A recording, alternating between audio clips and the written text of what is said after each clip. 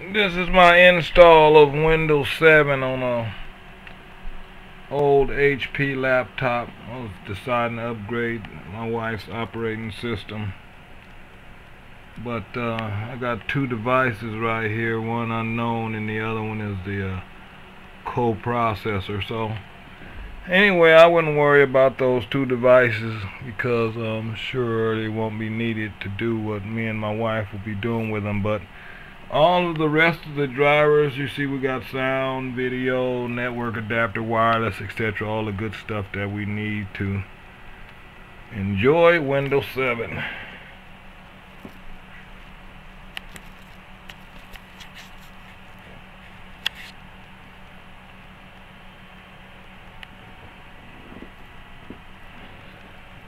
Thanks for watching, fellas. I say I gotta finish cracking this sucker now.